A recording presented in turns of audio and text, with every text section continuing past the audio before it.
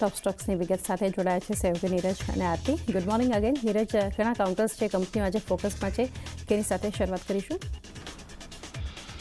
जी સૌથી પહેલાં તો જે નિફ્ટીની કંપનીઓ છે એનાથી જ શરૂઆત કરીએ. હીરો મોટોકોર્પના પરિણામ આપણને આવતા દેખાયા છે. જો પરિણામ ઘણા સારા છે અહીંયાથી, પરંતુ દરેક મોરચે અહીંયા જે અનુમાન હતું એ અનુમાનથી આપણને પરિણામ ઓછા રહેતા જોવા મળ્યા છે. પ્રોફિટ અહીંયાથી 36% જેટલો વધ્યો છે.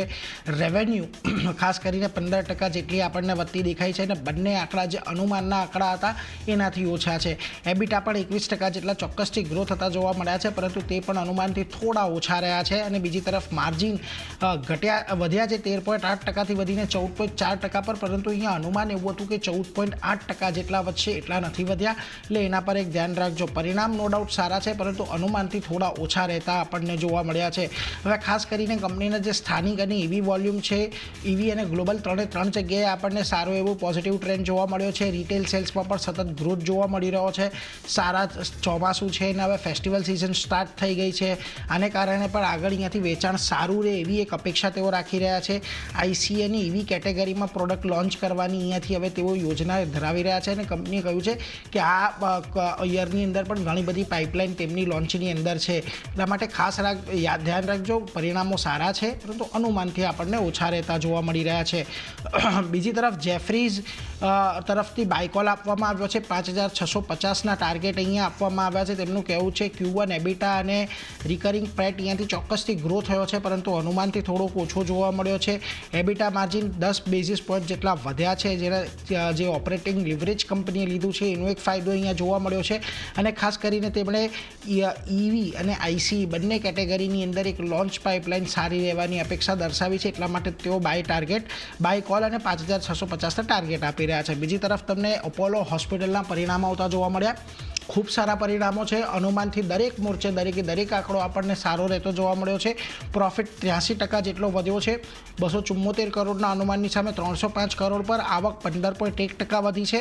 અનુમાન મુજબ છે. અહીંયા એબિટા 32.6% વધ્યા છે.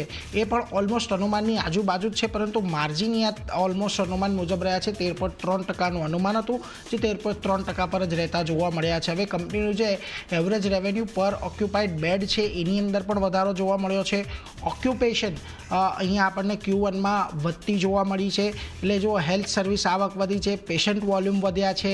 એટલે દરેક સેગમેન્ટની અંદર આપણને અહીંયાથી સારો એવો ગ્રોથ જોવા મળ્યો છે કંપનીમાં, અને એને જ પગલે આપણને સારા પરિણામો પણ આવતા દેખાયા છે. આજના દિવસમાં અહીંયા ચોક્કસથી આપણને પોઝિટિવ એક રિએક્શન આવતું જોવા મળી શકે છે. જુઓ, મેકવાયરી છતાં પણ જે અંડર પરફોર્મ કોલ આપી રહ્યા છે, એમનું કહેવું છે કે Q1 રેવન્યુ અને પેટ લાર્જલી ઇનલાઇન છે. Q1 એબિટાનું જે અનુમાન હતું 6% જેટલું ઓછું રહ્યું છે, અને એબિટા માર્જિન જે 14%નું જેફરીઝનું અનુમાન હતું એનાથી ઓછા રહેતા જોવા મળ્યા છે. અને 5040ના ટાર્ગેટ તેઓ એટલા માટે આપી રહ્યા છે. એટલે ધ્યાન રાખજો. જો કે પરિણામ ઇનલાઇન મોટેભાગે ઇનલાઇન છે, એટલે આજે પોઝિટિવ ઇમ્પેક્ટ અહીંયા જોવા મળશે. બીજી તરફ તમને મન્નપુરમ ફાઇનાન્સના પરિણામ આવતા જોવા મળ્યા. જુઓ, પ્રોફિટ અહીંયાથી 11% જેટલો વધ્યો છે. 556 કરોડ પર રહેતો જોવા મળ્યો છે. એનઆઈઆઈ અહીંયાથી આપણને 18.7% જેટલી વધતી જોવા મળી છે. ખાસ કરીને AUM 21% જેટલો ગ્રોથ કર્યો છે. ગોલ્ડ લોન અહીંયાથી 53% જેટલી રહી છે કુલ લોનના, અને માઇક્રો ફાઇનાન્સની લોન 25% પર આપણને અહીંયાથી રહેતી જોવા મળી છે. જોકે સ્ટેન્ડ લોન NIM છે એની અંદર આપણને ખાસ કરીને એક અનુમાનથી આંકડો ઓછો જોવા મળ્યો છે. અને ગોલ્ડ AUM પણ છે તે અહીંયાથી 10% જેટલું વધતું જોવા મળ્યું છે. એટલે ઓવરઓલ સારા પરિણામો છે અહીંયાથી. એટલે અહીંયા પણ એક પોઝિટિવ ઇમ્પેક્ટ આવી શકે છે. જુઓ, મોર્ગન સ્ટેનલી અહીંયાથી ઓવરવેટનો કોલ આપી રહ્યા છે. 245ના ટાર્ગેટ આપી રહ્યા છે. સામે જેફરીઝ તમને બાયકોલ સાથે 270ના ટાર્ગેટ આપી રહ્યા છે. એટલે ખાસ કરીને મન્નપુરમ ફાઇનાન્સ પર એક ખાસ નજર રાખજો. બીજી તરફ તમને મુથુટ ફાઇનાન્સના પણ પરિણામ આવતા દેખાયા. સારા પરિણામો રહ્યા છે. પ્રોફિટ અહીંયાથી લગભગ 10% જેટલો વધતો દેખાયો છે. અને NIIની અંદર પણ આપણને 21%નો ઉછાળો ખાસ કરીને જોવા મળ્યો છે. જોકે કંપનીનો જે લોન ગ્રોથ છે એ અહીંયાથી આપણને એક પોઝિટિવ રહેતો જોવા મળ્યો છે. અને ખાસ કરીને NIM quarter on quarter basis પર ઘટતા જોવા મળ્યા છે, પરંતુ જે અનુમાન હતું એ અનુમાનને અહીંયાથી જાળવી રાખ્યું છે. ગ્રોસ એનપીએ અહીંયાથી 70 બેઝિસ પોઈન્ટ જેટલા ઘટ્યા છે, એટલે વધ્યા છે, એટલે એના પર એક ધ્યાન રાખજો. છતાં પણ જુઓ, જેફરીઝ અહીંયાથી બાય કોલ આપી રહ્યા છે અને 2220ના ટાર્ગેટ આપી રહ્યા છે મુથુટ ફાઇનાન્સની ઉપર, એટલે અહીંયાથી એક ચોક્કસ ધ્યાન રાખજો. આજના દિવસે અહીંયા આપણને એક પોઝિટિવ મોમેન્ટમ જોવા મળી શકે છે. એનપીએની થોડીક ચિંતા છે, પરંતુ એનઆઈએમ અહીંયાથી મોટે ભાગે આપણને સ્થિર રહેતા જોવા મળ્યા છે. બીજી તરફ મેક્સ ફાઇનાન્શિયલના પરિણામ આપણને આવતા દેખાયા. પ્રોફિટ લગભગ 54% જેટલો વધ્યો છે. એનઆઈઆઈની અંદર લગભગ 64% વધારો અહીંયાથી આપણને જોવાઈ રહ્યો છે. જોકે Q1ના વીએનબી જે હતા એ લગભગ 3% જેટલા વધતા જોવા મળ્યા છે. અને ખાસ કરીને જે પ્રીમિયમ છે, પ્રીમિયમનું મિક્સ છે, ત્યાં આગળ આપણને થોડુંક નોર્મલાઇઝ સેલ્સ જોવા મળ્યું છે, એટલે એના પર એક ધ્યાન રાખજો. જોકે જેફરીઝ અહીંયા તમને બાયનો કોલ અને 1220ના ટાર્ગેટ આપી રહ્યા છે. એક સારા પરિણામો અહીંયાથી પણ આપણને આવતા જોવા મળ્યા છે, એટલે મેક્સ ફાઇનાન્સ પર ખાસ અહીંયાથી આજે પોઝિટિવ રિએક્શન જોવા મળી શકે છે. બીજી તરફ પિરામલ એન્ટરપ્રાઇઝીસના પરિણામ આવ્યા. નબળા પરિણામો છે. જુઓ, પ્રોફિટ અહીંયા 60% જેટલો ઘટ્યો છે, 577 કરોડની સામે 228 કરોડ પર, અને એનઆઈઆઈ લગભગ 63% ઘટ્યા છે, 949 કરોડથી ઘટીને 348 કરોડ પર અહીંયા આપણને જોવા મળ્યા છે. જોકે કંપની અહીંયા ક્રેડિટ કોસ્ટ નેગેટિવ જોવા મળી છે. ખાસ કરીને એમના જે પ્રોવિઝન જે છે એ અહીંયાથી ઘટતા જોવા મળ્યા છે, અને નેગેટિવ ક્રેડિટ કોસ્ટ કરે કારણે જે એક વારનો જે સપોર્ટ હતો ગયા વખતે અને ઓપરેટિંગ પ્રોફિટ જે નબળું રહેતું જોવા મળ્યું છે, એનો અહીંયાથી ખાસ કરીને અસર આવતી જોવા મળી છે. એયુએમ ગ્રોથ અહીંયાથી લગભગ 10% જેટલો યર ઓન યર રહેતો જોવા મળ્યો છે, અને રિટેલ લોન અહીંયાથી સારી એવી વધી છે. તે છતાં પણ અહીંયા પરિણામ થોડાક ઘટતા જોવા મળ્યા છે, એટલે CLSA અહીંયા ડાઉનગ્રેડ કરીને અંડર પરફોર્મનું રેટિંગ આપ્યું છે, અને ટાર્ગેટ પણ તેમણે કટ કરીને 860ના કરી નાખ્યા છે. એટલે પિરામલ એન્ટરપ્રાઇઝ આજના દિવસે આપણને કદાચ વધારે દબાણમાં આવતું દેખાઈ શકે છે. આપણે ખબર છે છેલ્લા ઘણા દિવસથી આ કાઉન્ટર થોડુંક ચોપી ચાલી રહ્યું છે. તો આ બધા પરિણામો છે જેના પર ખાસ નજર રાખવાની છે. પરંતુ હીરો મોટોકોર્પ, અપોલો હોસ્પિટલ આજે ખાસ ફોકસ પર રાખજો. આ બંનેમાં તમને થોડી ઘણી તેજી આવતી જોવા મળશે.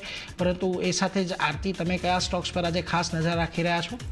જી, અને પણ ઘણા બધા સ્ટોક છે જેમાં આપણને પરિણામનું રિએક્શન જોવા મળશે. સૌથી પહેલાં નાયકા સાથે શરૂઆત કરીએ તો એક સારા પરિણામનું રિએક્શન આજે સ્ટોક બતાવશે, કારણ કે પ્રોફિટ જે 5.4 કરોડ પર હતો ત્યાંથી વધી અને 13.6 કરોડ પર આપણને આવતો દેખાયો છે.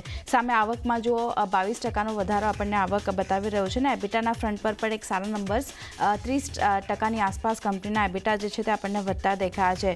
માર્જિન જે 5.2% પર હતા ત્યાંથી સુધરી અને 5.5% પર આપણને આવતા દેખાયા છે. તો એક દરેક ફ્રન્ટ પર સારા પરિણામ છે. નાયકા પર ખાસ નજર રાખવાની રહેશે. અને Q1માં ખાસ કરીને GMVની વાત કરી લઈએ તો તે 25%નો ત્યાં આપણને વધારો જોવા મળતો દેખાયો છે. કુલ કસ્ટમર બેઝ લગભગ 33% કંપનીનો વધ્યો છે, અને ખાસ કરીને હવે ડોટ એન્ડ કીમાં કંપની જે છે તે 39% હિસ્સો ખરીદશે, અને લગભગ 265 કરોડમાં આ હિસ્સો જે છે તે અહીંયાથી ખરીદવામાં આવશે નાયકા તરફથી. તો ખાસ ફોકસ નાયકા પર રાખવાનું રહેશે. સેગમેન્ટ વાઇઝ ગ્રોથની વાત કરી લઈએ તો જે સૌથી વધારે ગ્રોથ બતાવ્યું છે તે બ્યુટી સેગમેન્ટ છે. એમાં ખાસ કરીને આવક 23% આપણને વધતી દેખાઈ રહી છે, અને ફેશન સેગમેન્ટની આવકમાં લગભગ 21%નો ગ્રોથ આપણને જોવા મળ્યો છે. તો એક નાયકા માટે પોઝિટિવ રિએક્શન આજે સ્ટોક બતાવી શકે છે, નજર રાખવાની રહેશે.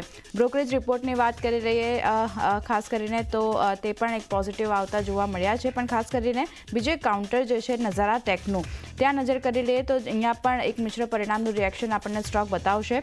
પ્રોફિટ કંપનીની વાત કરી લઈએ તો 12.9% આપણને વધતો દેખાયો છે, 23 કરોડની આસપાસ પહોંચ્યો છે. બીજી બાજુ આવકમાં જો 1.7%નો ઘટાડો જોવા મળતો દેખાયો છે, અને જે 254 કરોડની આસપાસ હતું ત્યાંથી આવક ઘટી અને 250 કરોડની આસપાસ પહોંચતી દેખાઈ રહી છે. એબિટાના ફ્રન્ટ પર પણ નબળા નંબર્સ છે. 24% કંપનીના એબિટા ઘટ્યા છે, અને 33 કરોડથી ઘટી અને 24 કરોડની આસપાસ પહોંચ્યા છે. જ્યારે માર્જિન જે 13% પર હતા ત્યાંથી ઘટી અને 9.9% પર આપણને આવતા દેખાયા છે. તો એક નબળા પરિણામ છે. નઝારા ટેક કાઉન્ટર ફોકસમાં રાખવાનું રહેશે. એક નેગેટિવ વીટી સ્ટોક આજે બતાવી શકે છે. નેક્સ્ટ કાઉન્ટર એમટારનું છે. અહીંયા પણ ખરાબ પરિણામ આપણને આવતા દેખાયા છે, કારણ કે પ્રોફિટ કંપનીનો 78% ઘટ્યો છે અને 4.4 કરોડની આસપાસ પહોંચ્યો છે. એટલે ખાસો એવો ઘટાડો આપણને જોવા મળતો દેખાયો છે. 20 કરોડથી નફો ઘટીને 4 કરોડની આસપાસ પહોંચ્યો છે. સામે આવકની વાત કરી લઈએ તો ત્યાં પણ ઘટાડો છે. જે 152 કરોડ પર હતી ત્યાંથી 15.9% કંપનીની આવક ઘટી અને 128 કરોડની આસપાસ પહોંચી છે. એબિટાના ફ્રન્ટ પર 51%નો ઘટાડો આપણને જોવા મળતો દેખાયો છે, અને માર્જિન ખાસ કરીને જે 22.6% પર હતા ત્યાંથી ઘટી અને 12.9% પર આપણને આવતા દેખાયા છે. તો અહીંયા પણ એક દરેક ફ્રન્ટ પર ખરાબ પરિણામ છે. સ્ટોક નેગેટિવિટી બતાવી શકે છે, ફોકસ રાખવાનું રહેશે. અનુપમ રસાયણની વાત કરી લઈએ તો અહીંયા પણ પરિણામ નજર કરી લઈએ તો 76% કંપનીનો નફો જે છે તે આપણને ઘટતો દેખાયો છે. 52 કરોડ પર હતો નફો, જેની સામે ઘટીને 12 કરોડની આસપાસ નફો જે છે હવે આપણને આવતો દેખાયો છે.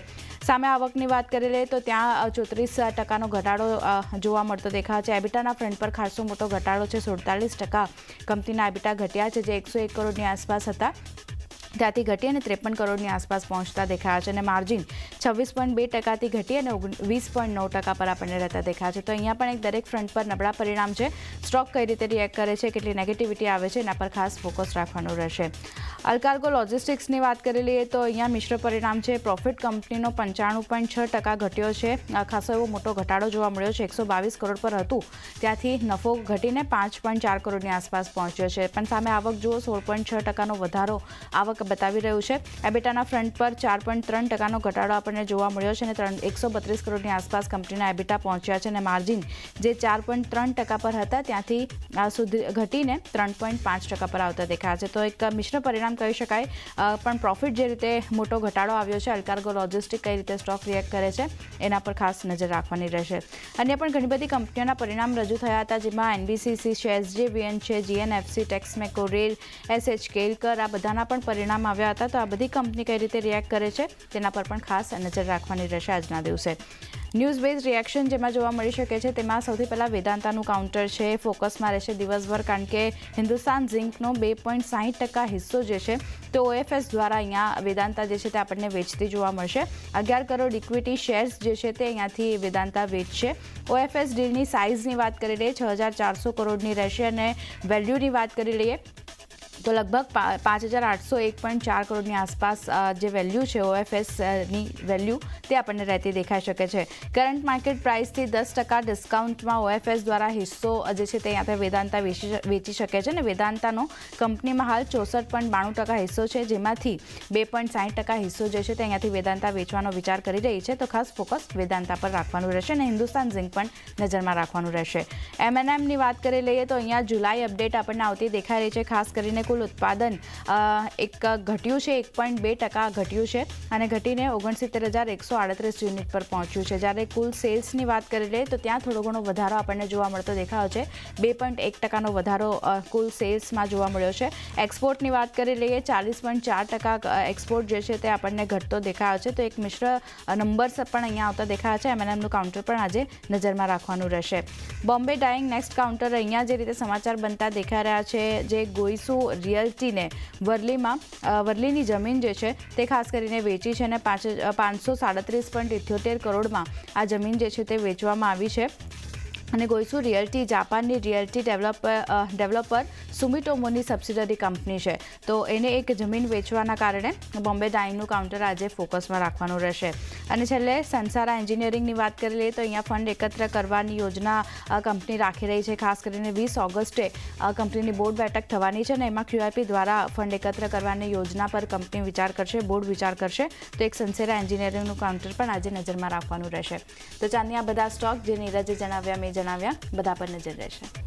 જી.